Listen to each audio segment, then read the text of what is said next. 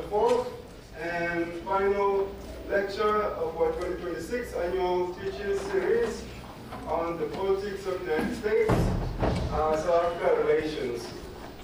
Over the past 3 days, we've explored these questions through a range of intellectual registers, the politics of global whiteness, philosophical reflections on the epistemology of race, and political journalism.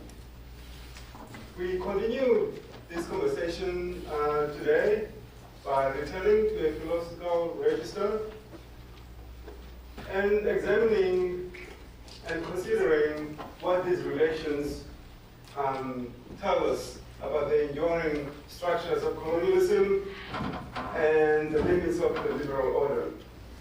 As on the previous days, the lecture will run for 40 minutes, followed by a question and answer session, which will be facilitated by Matinyu Shivambu, a PhD politics student. So now it gives me great pleasure to introduce our speaker for today. Dr. Mbebe is a lecturer in the Department of Philosophy at the University of Pretoria. Her broader research interests include justice, race, colonialism, transitional justice, emotions, moral philosophy, philosophy of law, and history. With over a decade of lecturing and scholarly experience, Dr. Mbebe has supervised honors and master's in many dissertations and was awarded the 2024 University of Pretoria Faculty of Humanities Teaching Excellence Award. Dr. Mbebe is a founding member of the Azanian Philosophical Society. She is also the founder of the Black Women Inter-University PhD writing cycle called the Red Gown Stockfell, which serves as a hub for peer mentorship and support for Black men pursuing doctoral studies in South Africa. It is now my pleasure to invite Dr. Mbebe to the lectern. Please join me in welcoming her.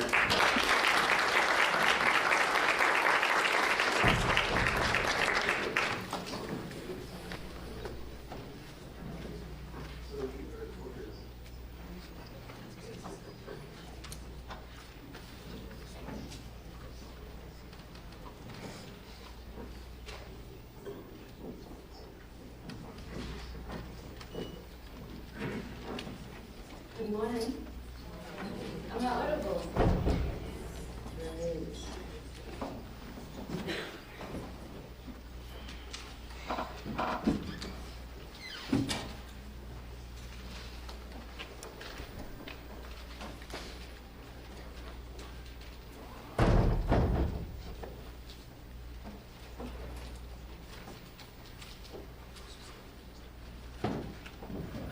I'm just sitting in time now because if I don't, you're all in trouble.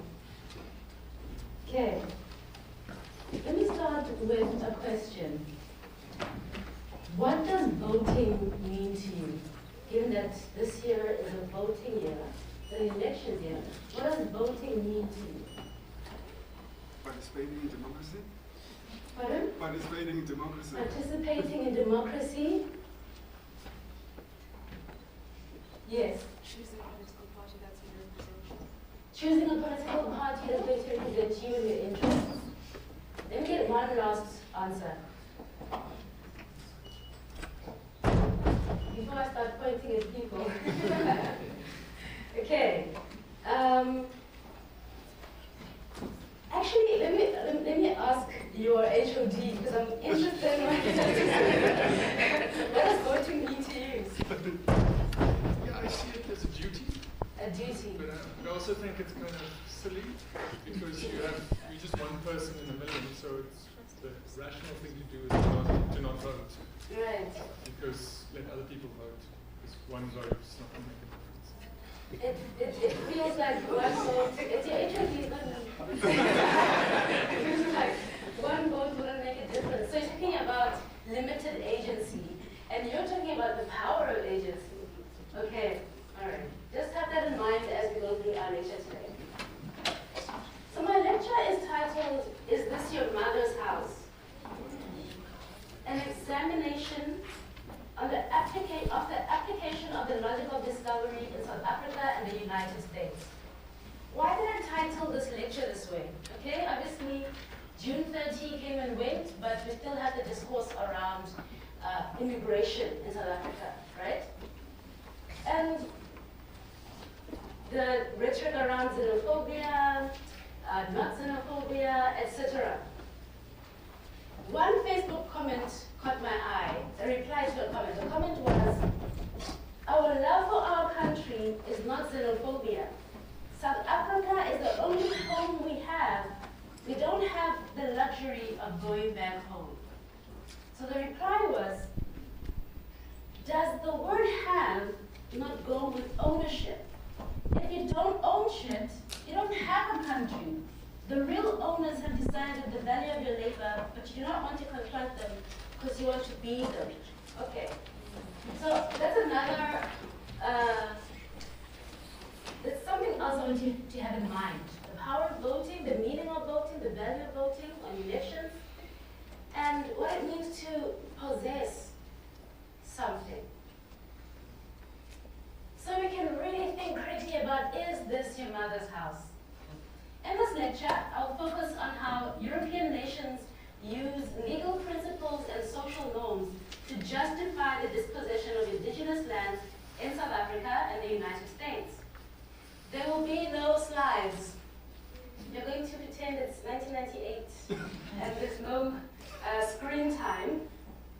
I will discuss the historical continuity of this logic and emphasize the non-negotiables of civilization and Christianization, the concept of terra nullius, and the concept of preemption.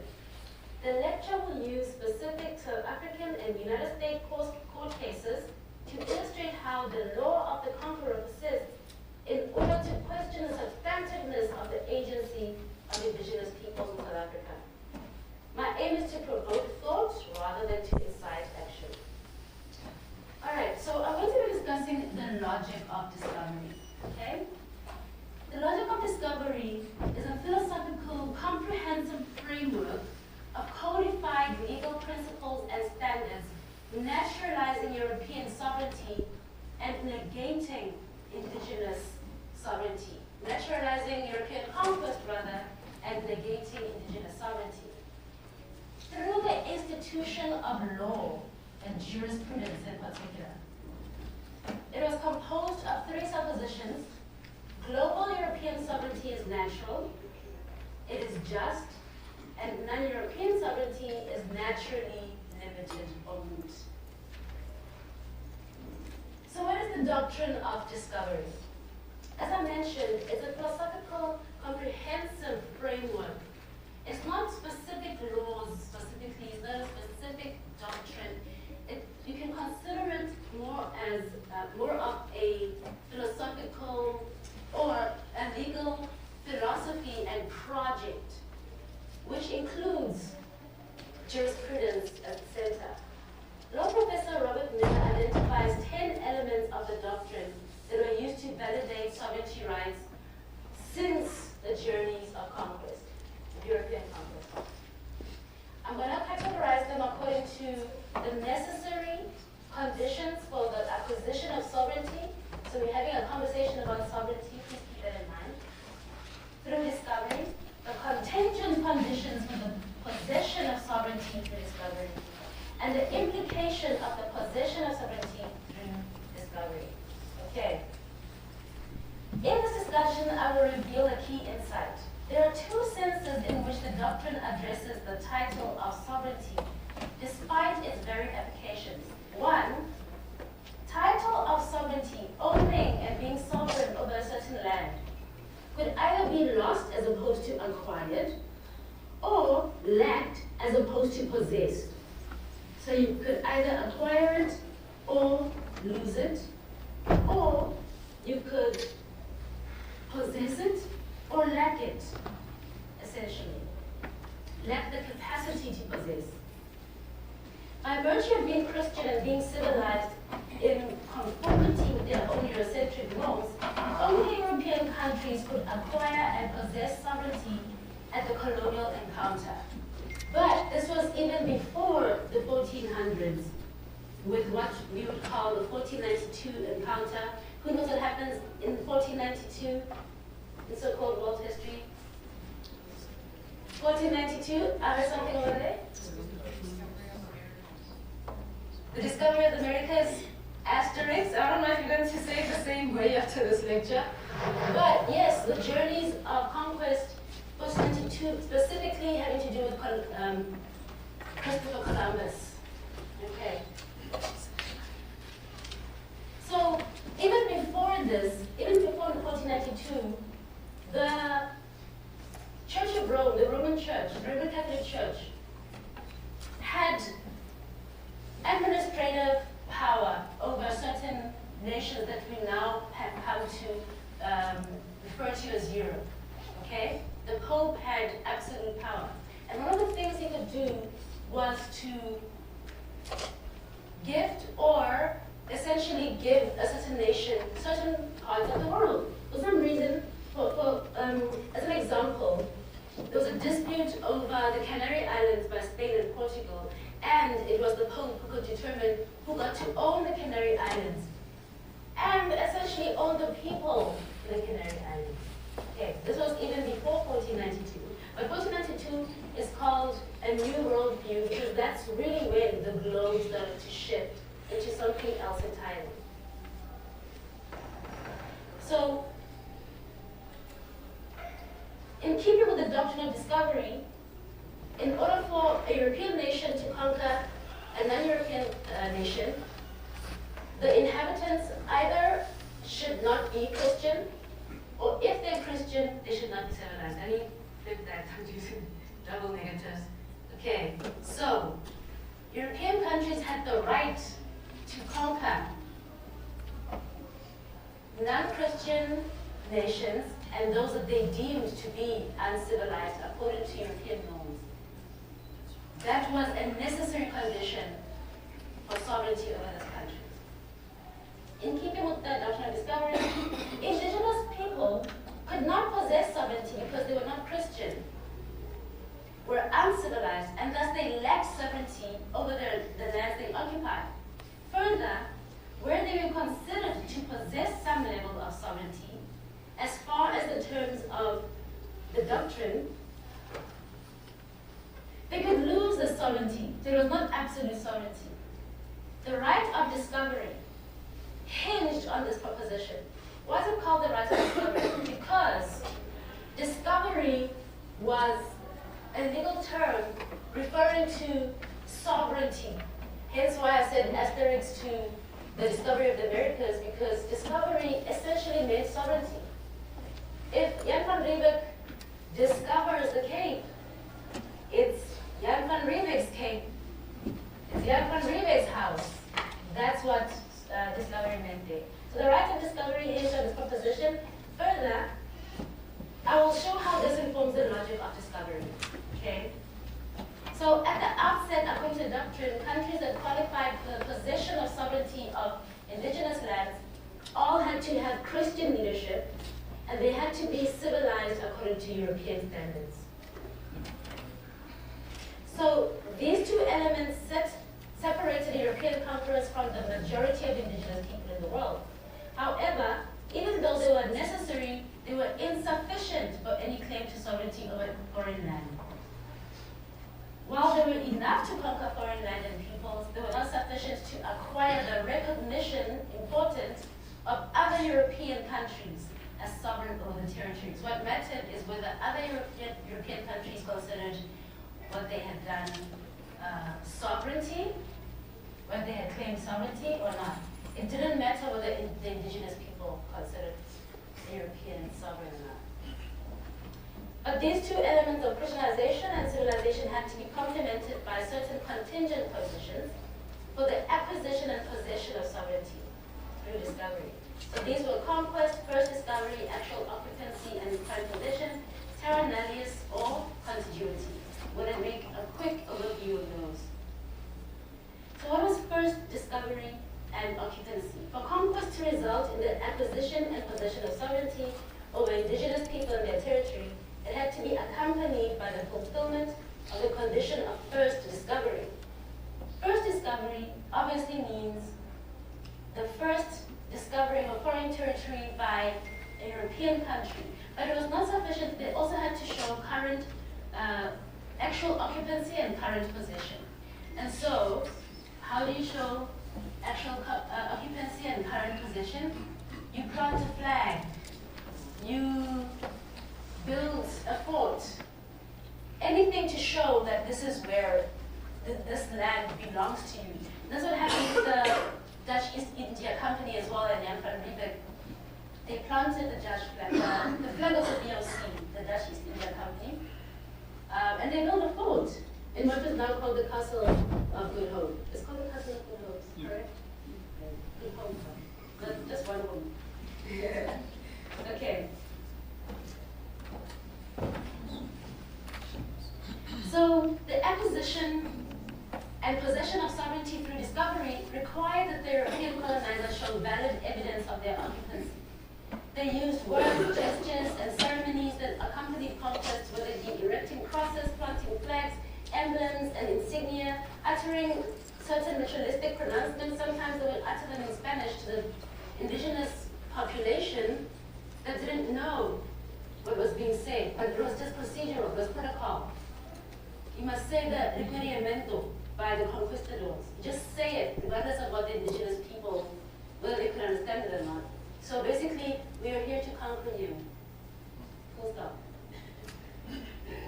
Oh no, actually, consider yourself conquered. So the declarations or symbols of discovery were meant to express the need for European conquerors to fulfill the requirements set by themselves to achieve sovereignty through discovery for themselves. This was an intra-European affair. Okay. So here's an important element for South Africa, the notion of terra nullius or empty land thesis. A further condition for sovereignty through discovery was terra nullius. First discovery consisted of being the first Christian European country to arrive in an unoccupied territory, and a territory that was terra nullius, and Latin term denoting land belonging to no one. Terra nullius derives from the notion of res nullius, making it a term for which property ownership is central. Burke Hinsdale explained the distinction between res nullius and terra nullius thus. Res nullius was a term used by the Romans to refer to property that never had an owner, that was abandoned or deserted at the time of discovery. The terra nullius then is empty land. Okay, so it's either never had an owner or it is empty land. And we've heard about this before in South African history, right? That Shaka Zulu came along, shook up the interior, people ran away, the land was vacant. Or the Dutch arrived in South Africa, or even in the interior, at around the same time that Bantu people from Central Africa were arriving into this territory as well. So this idea of empty land is a very prevalent one in South African history. Less prevalent now, but apartheid mythology came on it. And it's still prevalent even now in certain schools. Orania doesn't exist without the empty land, for instance. Where indigenous people were occupying the land but were neither Christian nor European, they could not possess the land in the sense recognized by Europe, so their presence was inconsequential to sovereignty over the land. The category nullius served the purpose of mentally assigning indigenous peoples to a category of political non-existence so far as a completely free and independent nationhood was concerned. It can be surmised, therefore, that Europeans considered indigenous people themselves devoid of moral or legal agency. They were empty people of empty land, devoid of humanity, as it were, and thus their very humanity was negated in the conqueror's negation of their presence. Here's another important one, preemption, another element of the doctrine of discovery. Those European nations that colonized foreign land could claim territorial rights up to the middle point between the land they colonized and that colonized by another European country. But importantly,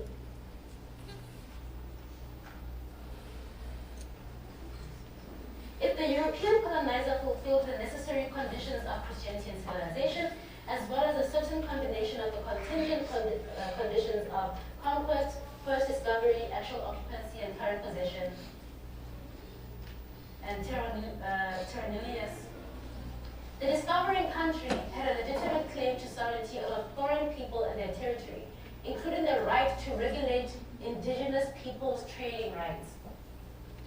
So even if they found you, you were being discovered, they were having sovereignty over you, they were acquiring sovereignty over you and your trading rights.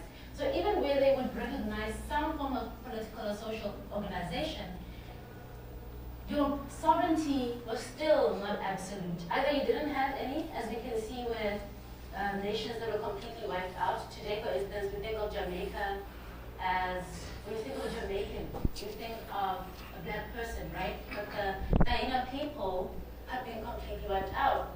That's a Caribbean nation. You think of Australia. You think of some white guy saying, "Good day, mate." That's the stereotype, right? But there was a whole indigenous population that is not completely wiped out, but considerably wiped out. If you think of the United States, for instance, same case. So some nations were considered not to have any sovereignty at all, and extermination was the only way forward. Some were recognized, but the sovereignty was always limited, hence the trading rights went to the European colonizer. This right, known as preemption, gave the discovering power a monopoly. So when I say discovering power, I'm not saying they discovered in the sense of the English word of it was not there before and now it's here. They discovered it, meaning they conquered it. The discovering, this right, known as preemption, gave the discovering power a monopoly over land transactions with the natives, who were prevented from disposing of their land to any other European power. Something similar happened with us with the Native Lands Act, where black people had very limited rights in terms of whether they could sell land at all, and who they could sell it to. Preemption prioritized European wants over native agency, with an explicit expression of the sovereignty that Europe imposed upon native people and their nullifying of the sovereignty of native people over themselves and their land. It is important to note too that preemption, we need to keep going back to this, preemption was not primarily for the sake of limiting native sovereignty, as it is clear that native sovereignty was ever recognized, but rather for consolidating individual claims to sovereignty against other European nations. Okay, this presentation comes from a PhD, and so if you can access it after I give Prof. Mandisi Majamu the link, you will see how even the things we take for granted, like international law today, have this history and have some continuity from how European nations regulated their own conquest of the entire world. Okay. I'm going to skip some stuff that I hope will be discussed during Q&A. So just to go back to what this logic of discovery, the presuppositions, what were they? The logic of discovery had these three presuppositions rather. Global European sovereignty is natural, it is just, and non-European sovereignty is naturally limited. So let me elaborate on this neurocentric reasoning, so attending these principles. So the first one is that global European sovereignty is natural. In Western philosophy and its traditions, nature has a certain order, and so what is natural adheres to this order. For human nature, this order manifests in rational thinking and sociability. The jurisprudential idea of natural law can be traced as far back as Greek and Roman antiquity to the philosophers Aristotle and Cicero. Natural law is often categorized as reasonable universal rules that originate from a universal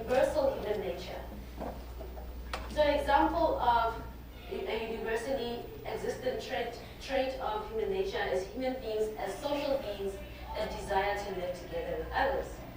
Accordingly, human society has to be organized around rational principles which were materialized in political formations instead of chiefdoms or tribes, for instance. These phenomena are the embodiment of law. These organizations around rational principles. Law was sovereign over all human interaction, and in Europe, it manifested in canon law, which I spoke about earlier, that the Pope could distribute the world's European powers at his whim. Natural law and the law of nature. If what is natural is that which adheres to law, then law has the power to naturalize and make something natural as opposed to just appearing natural. These all contributed to the law of warfare as deliberated in Europe by European medieval scholars. So the law of warfare in turn naturalized European conquest through discovery. Are you guys following?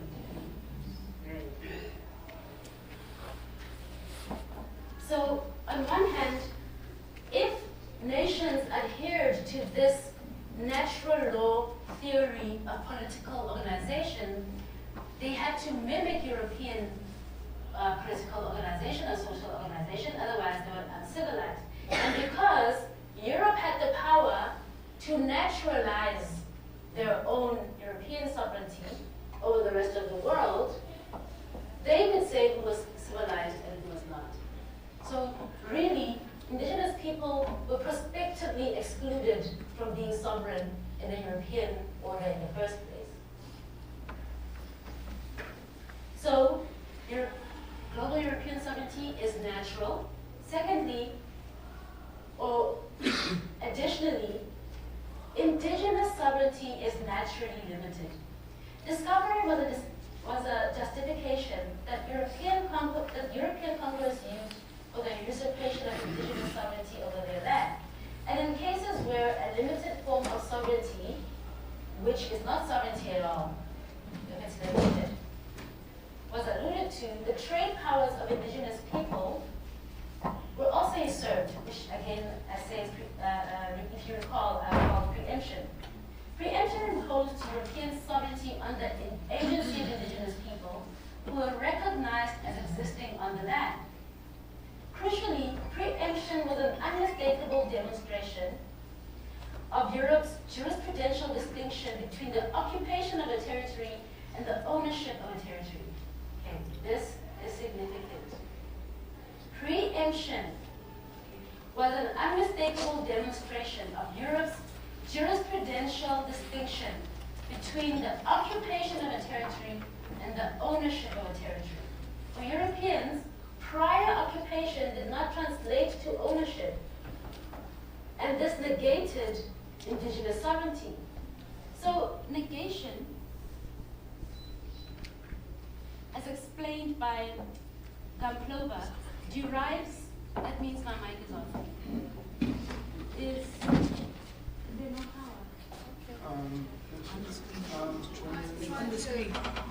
The mobile mic still recharged.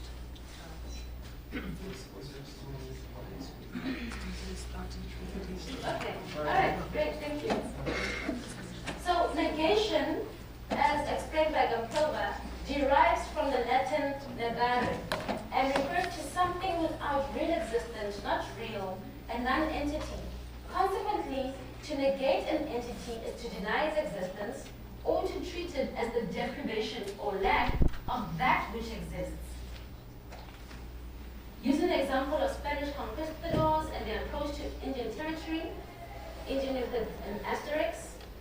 Indian sovereignty was negated in two ways: through the exclusion of the Indian from the sphere of sovereignty, and through the ontological positioning of the Indian as the negation of sovereignty, those against whom sovereignty is properly exercised in the most extreme ways.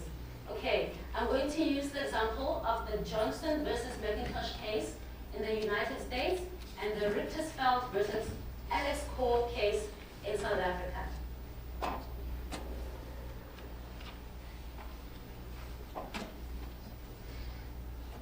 So, Johnson versus McIntosh case in the United States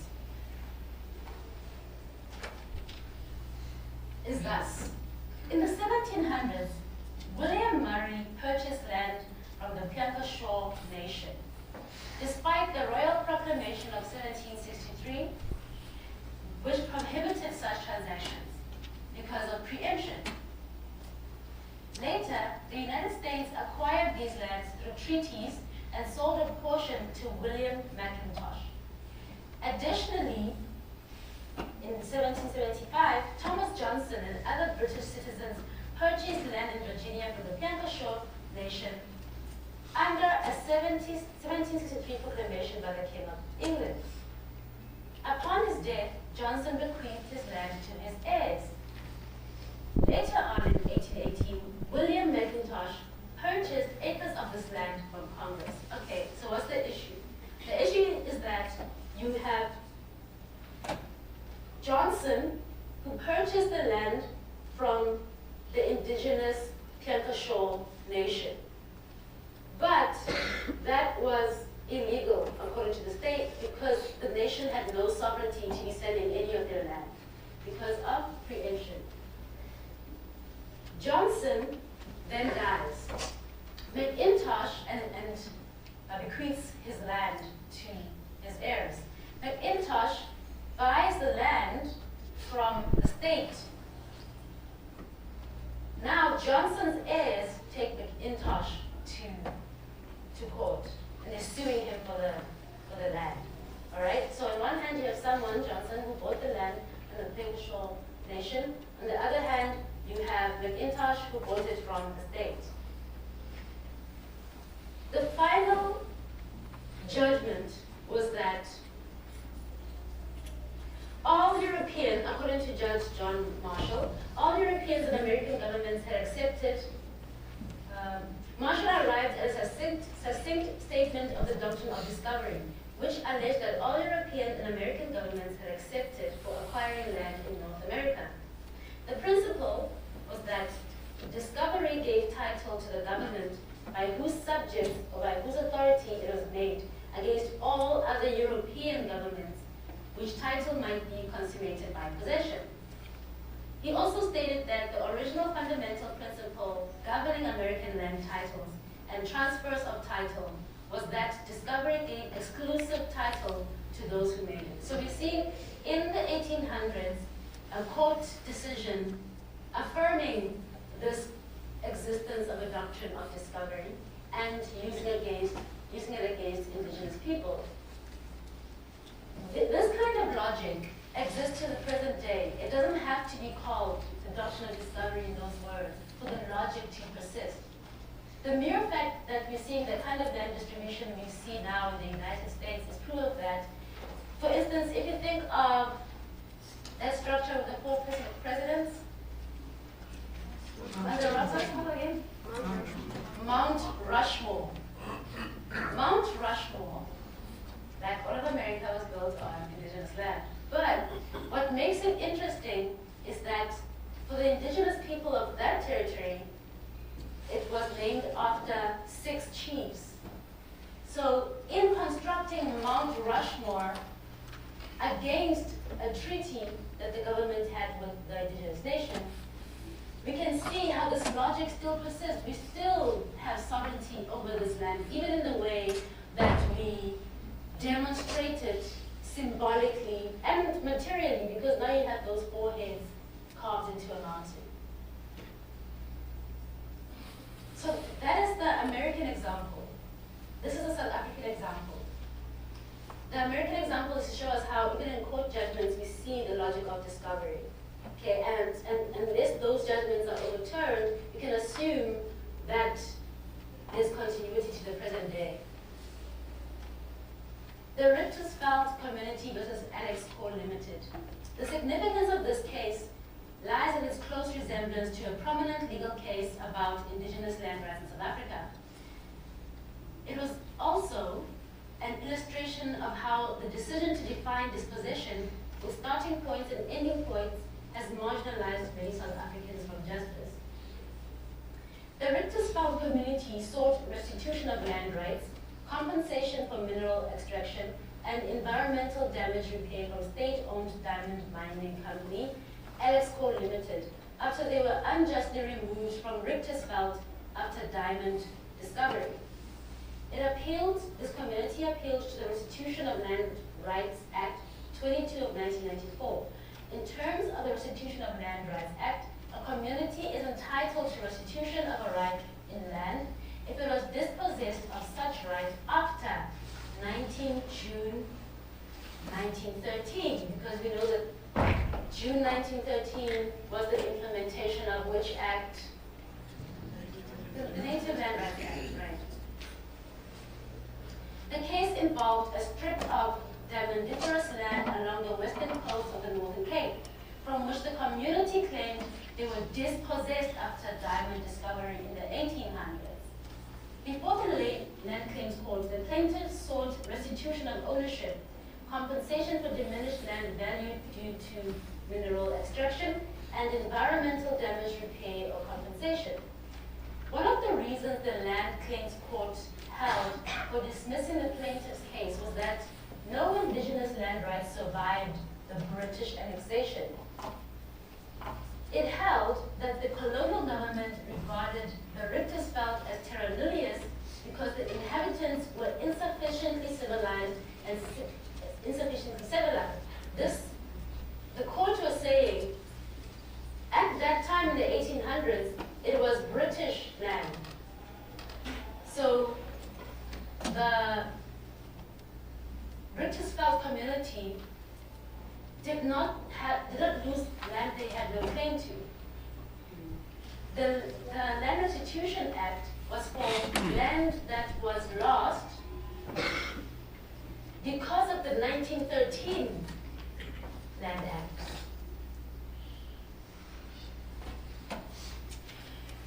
Initially, the Land Claims Court dismissed the restitution claim, but the Supreme Court of Appeal overturned this decision, recognizing the community's customary law interest in the land and its mineral resources.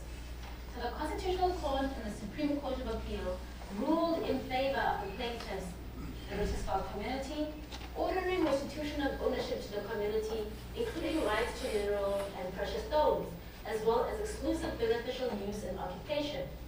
The Constitutional Court judgment highlights several key points that challenge colonial era assumptions about indigenous land rights and ownership. The judgment affirmed that the Richtersveld community was in exclusive possession of the whole of the Richtersveld, including the subject land prior to annexation by the British Crown in 1847. This recognition is significant as it establishes the community's pre-colonial claim to the land.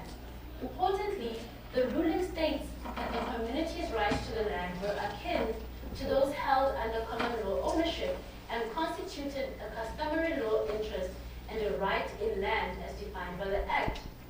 This acknowledgement elevates indigenous customary law to a status comparable with common law, challenging the colonial era dismissal of indigenous legal systems.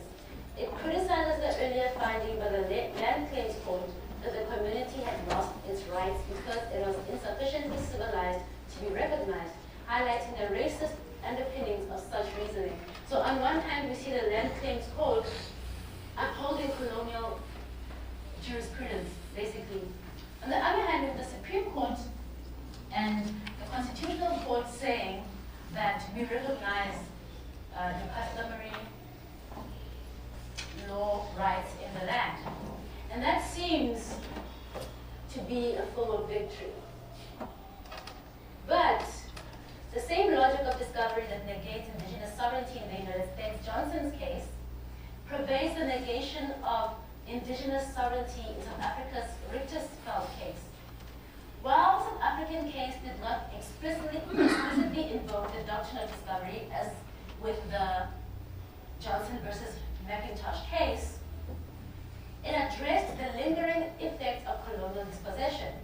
The Constitutional Court's decision aimed to correct historical injustices and recognized that the community's rights to the land survived annexation by the British Crown. However, the judgment is a partial victory, the judgment of the Constitutional Court. due to the time cut off, as the decision still reflects the decision to define disposition with starting points and ending points based on the categories of racial discrimination after 1913. My apologies, I meant the King's Court. This judgment still reflects the negation of indigeneity and naturalization of European conquest through law, the law of expeditive prescription. While it may seem that the state is recognizing people, indigenous people, and giving some space to customary law, with the Constitutional Court judgment, the real reason Alex Core's actions were found to be unlawful does not come from within customary law itself. Instead, its legality draws from a Eurocentric legal framework established through settler colonialism. This legal system positions itself as the natural and legitimate source of authority, presenting its norms as universal and neutral, and it goes by the name the Constitution in certain fashions. This legal system, what is also called constitutionalism, positions itself as the natural and legitimate source of authority, presenting its norm as universal and neutral. In doing so, it reinforces its own sovereignty while sidelining indigenous legal traditions. Customary law is not treated as an equal system, but rather as something that must be interpreted through and validated by the Constitution. This approach effectively denies indigenous sovereignty, reducing customary law to a supporting role within the dominant legal order shaped by colonial rule. In the final analysis, it is not much better than the judgment of the King's Court that the indigenous people of the Rhodes lost their land because of their lack of civilization, because customary law is not as civilized as what we now find to be constitutional law. In Johnson versus, so I hope that you realize the link there, that the Constitution or customary law had to be interpreted through constitutional principles in order to be valid. In Johnson versus McIntosh, the negation of indigenous rights occurred through the judgment that indigenous territorial rights, one paragraph left. In Johnson versus McIntosh, the negation of indigenous rights occurred through the judgment that indigenous territorial rights are by nature limited because of the perceived negation of Christianity and civilization of indigenous people. The judgment favored the sovereignty of Europeans over the indigenous people of the U.S. and affirmed the rights or capacities, rather, of indigenous people, and affirmed that the rights or capacities of indigenous people were limited to occupation. Occupation is not the same thing as ownership, as possession. And so the indigenous people were occupiers of the land, not possessors. This was the negation of indigenous sovereignty through the naturalization of European sovereignty. In Richtersveld versus Adams Core, the negation of indigenous rights occurred through the negation of indigeneity as a category for territorial sovereignty, because the nature of South Africa as a sovereign state. The judgment favored the rights of the indigenous people over the land in the sense that they could make decisions about it, but only under the auspices of the South African Constitution and not as indigenous people over the land. Meaning that the violation they suffered was not the conquest of sovereignty, but the unfair, racially discriminatory disposition of rights in the land they occupied. Then you have the rights that may accompany indigeneity and the rights that come as the rectification of racial discrimination. This too is a negation of indigenous sovereignty through the naturalization of European sovereignty through law. The Richtersveld case is a prime illustration of the logic of discovery and its operations in matters pertaining to sovereignty over title to territory in South Africa. So I hope we have seen, as we've gone through our lecture, that how we think of the state is not a natural occurrence. The way that states come into being is a political project. And being a political project is about power. And so we cannot take it for granted, for instance, that what the political system and the distribution of power we see today is natural. But the way that European jurisprudence has developed since the advent of European conquest and colonization, it was meant from the very beginning to sustain itself and maintain itself regardless of the current political situation. So the question we have to ask ourselves is, if the logic of discovery was so prevalent up until 1994, or rather one could even argue 1993 or 1996 with the final constitution, if it was so prevalent in our jurisprudence, the elements of it, did that logic simply disappear with the advent of the Constitution of 1996? Or are we seeing it perpetuated in a different but more silent form? And the reason I asked what voting means to you is because this logic has perpetually created indigenous people who are occupants of the land as opposed to possessors of the land. It harkens back to these ideas, or at least this one idea of terra nullius, that you can occupy a space but not really have any political, your existence has no political substantiveness. You are an occupant as opposed to a possessor, and that necessarily says everything about your agency and your sovereignty. And so what does the vote do that will challenge the logic of discovery as it manifests in South Africa today? Thank you.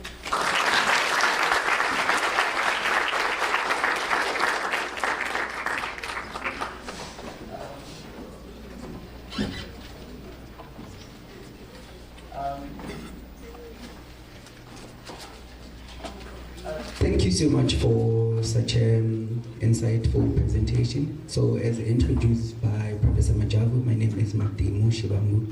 I'm a PhD candidate in the politics department, and I'm going to be the facilitator for this session. So my job is easy. I'm not going to ask any questions. I'm just going to open the floor. So this is how it's going to work. You're going to raise your hand. I'm going to recognize you. So before you can get to your question, just introduce yourself. Then I'm going to bring the mic to you. So we're only going, because of time, we're only going to have only one round of questions. So yeah, the floor is open. You're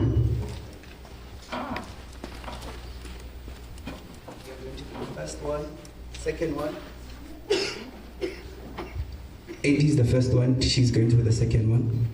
Any third hand? The third hand is going to be here. The fourth one. Okay, in that order. Good afternoon, everyone. My name is Rhodes Shabalala. Honor students in the Department of Politics. So I think very much thankful and grateful today for attending this seminar, because it's actually among one of my interests, or what I want to pursue for my master's degree next year. So the land question and the land politics is that you asked a very stimulating question about our positionality when it comes to voting. But I'm very much now triggered to answer in a different way after receiving this seminar.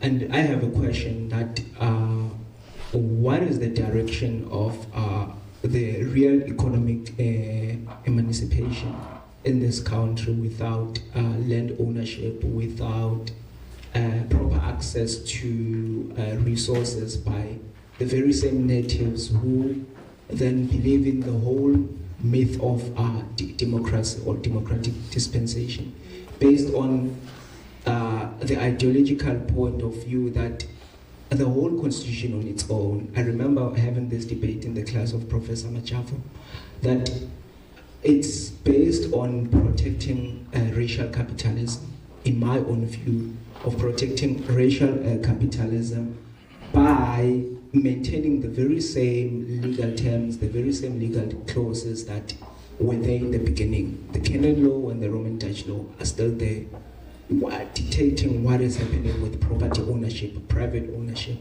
People who are able to invest, multinational corporations, people who are associated to whiteness, whom I believe have that economic emancipation, rather than the real Africans or the real South Africans. Can you please repeat the question in one sentence? A sentence. Okay. I was like, what is the real thing of voting if we do not have like the real economic emancipation as South Africans? And that is based on the land. Please take all the questions before you can answer. Hello, my name is Mbebe. I'm a student. I want to ask, because we all know that the history of white people sort of through violence, so colonization and invasion. You sort of tend to not focus on the government to sort of giving away our sovereignty or sort of our statehood, because we see sort of the migration of the Europeans into Cape Town and sort of the lack of housing for black people. The state has a part to play. We could sort of say we fault the president for not sort of vocalizing the voices of the black people, right? So we already don't have sort of resources, we don't have housing, we already don't have like water or proper education. You sort of always focus on the whites, but we do know that the history of whites through invasion, violence, that's like a confident thing that we know, but there's sort of a lack of what are the black people, what is the black representation doing for us black people, and sort of like limiting this invasion coming from the white side. Thank you.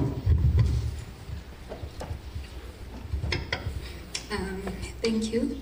My name is Oletum Zuko. I am an honor student, and my question sort of like is similar to my classmate over there. In terms of our African leaders, right? When the white settlers arrived in Africa, some of us black people, we could have assumed that what happened was only violence, how they took over the land. It was through violence. But I recently learned of a concept known as extraversion, whereby our African leaders themselves, they were forming relations with these white settlers to benefit, to gain positions of leadership themselves. So in a sense, our African people, they were perpetuators of our suffering as black people, right? So since now we have a sort of like an illusion of freedom, it seems as if we are free, but we are not. And it seems as if the concept of apartheid it's still here, but it has a different form right now as we experience it, because majority of our black people are still suffering. We are still poor as black people, right? But it seems as if our African leaders who are in positions of leadership, they are using concept of neo-patrimonialism to benefit themselves instead of uplifting us as African people and ensuring that we do gain our land back. So now my question is, when do we hold our African leaders accountable for the role that they play in our own suffering as black people? Thank you. Thank you. I think anyone can answer. Please. Oh, I can answer. Yes, you can. Okay, great. Okay.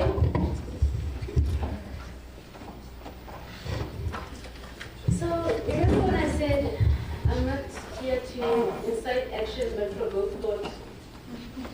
I want you to think deeply about your question. What is the point of voting without economic emancipation? That is a very important question.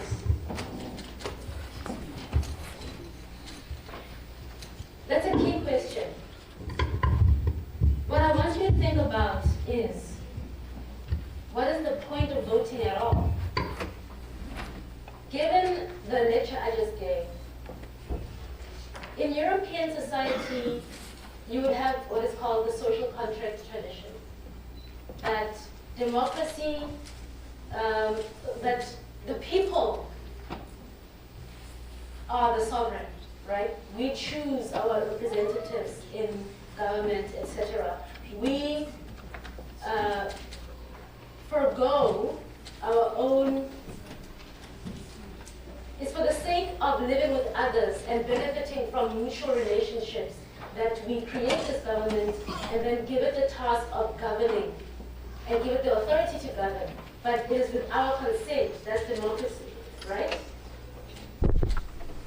South Africa is a complex case. And the whole world is a complex case. There's no pure democracy. There's no place where the social contract tradition exists perfectly or purely. Simply because of how the global political system came into being. So, if we're going to talk about democracy and the way that democracy operates on consent, we really need to ask whether we can call South Africa a democracy in the first place. Think of how the nation was constructed, in the discussions at CODESA, how the 1993 interim constitution was negotiated, and then how the 1996 final constitution came into being. That was state making, but it was actually state continuation.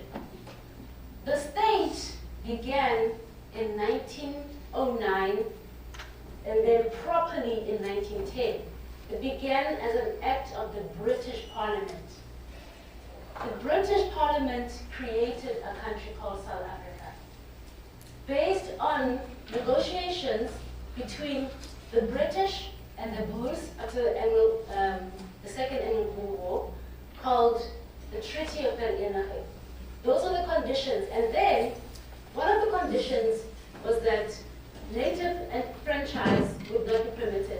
Essentially, not quite the wording, but it was essentially that no franchise would be permitted.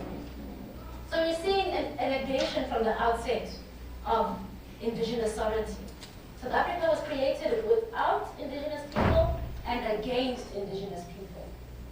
The question is, when we talk about voting today, we're making an assumption of sovereignty, that we are a collection of individuals who are expressing our sovereignty by voting for elected representatives.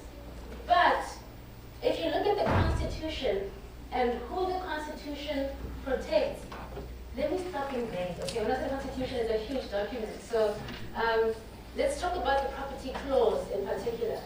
If we look at who the property clause protects, it gives an indication of whose mother's house this is. And it's not those who are dispossessed and continue to be dispossessed of the access to land, access to the right to land. So when you ask, what is the point of voting without economic emancipation? I'm putting it back to you, that we have all these conditions that make voting, that problematizes our confidence in the system of elections and voting in the first place. It's a very limited answer. We don't have much time, but I hope that really gives you much to think about. And much to research as well. You know, take your questions further. Not to ChatGPT, but maybe to your lecturers. Okay, the second question was, are you ready? Why we're not focusing on the government giving away sovereignty? What are black representatives doing to limit invasion? It's actually very related to your question about holding black leaders accountable. Let me start with yours and move on to yours. Colonialism was a messy affair. It was not uniform in all places. Indigenous people reacted in different ways to their own victimization. Some resisted through warfare, like we see with how Amaxhosa held the frontier for 100 years, right? Others, in the Amaxhosa nations, I'm sure, created treaties with the Boers and the British. We can also see that with the creation of Lesotho, the Shonaland Protectorate, etc. There were those who resisted through warfare, there were those who resisted through lawfare, hence the creation of the South African Native National Congress in 1912 as a response to the creation of the Union of South Africa. And others responded by deciding to become cooperators and co-conspirators with the colonizers. So how do we hold them accountable? Because even today, we see the same thing. First of all, what this history reveals is that black people and indigenous people are not a monolith. We don't all think the same. And so we should resist the urge to conflate indigenous people as if we all have the same mind. I'll give you an example. The South African Native National Congress. After the 1913 Land Act, first of all, remember that it was composed of the black elite, mostly, okay? In 1917, they sent a delegation to Prince George to petition that they be recognized as British citizens after the 1939 Act that showed them dispossessed of the resources they had as the black elite. So you see, the South African Native National Congress, that we today call the ANC, was created by those who sought to work with the colonial government and not for the cause of liberation in the revolutionary sense we think of. Right? So how do we hold them accountable? We hold everyone accountable that has participated in this process and in this project, including black leaders. When we talk about the situation today, so I hope that goes back to, we talk about black leaders today, and this is why I was thinking about the issue of voting. When we think of people not voting, we tend to think of them as apathetic, like they don't care, and stupid. They don't know that if they don't vote, people who they don't like are going to be in the government. That's how people talk, that's how the paternalistic language we use, right? But some people are withholding their votes as a strategy. And we've heard them say this as well, that I don't want to vote because it will benefit those who come into power regardless of what party they are. But we don't look at that logic and think intelligently. We look at it and say, the problem with why you're not voting is that you're going to get the wrong people in power. But when they say that they won't vote because any person who gets in power will be the wrong person, that's a political resistance that is challenging the political order in the first place. They're calling the political order itself illegitimate. Those who beseech them to vote are saying the political order is legitimate and it is your civic responsibility to uphold it. Do you see?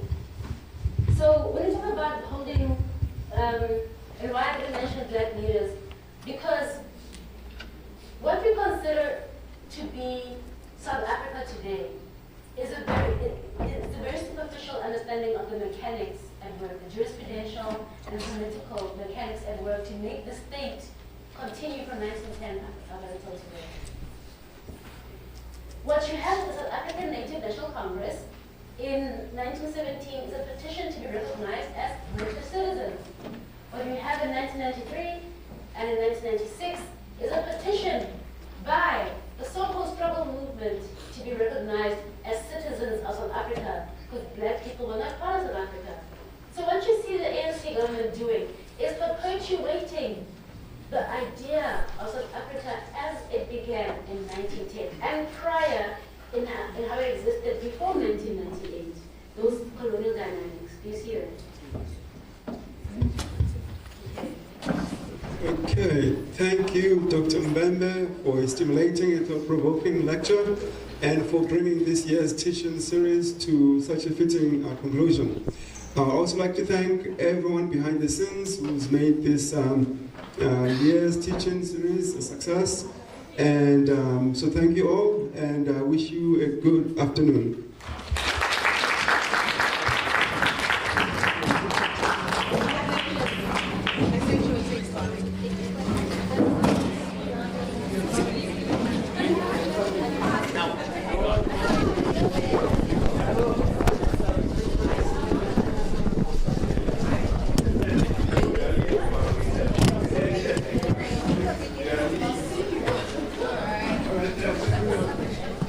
Are we?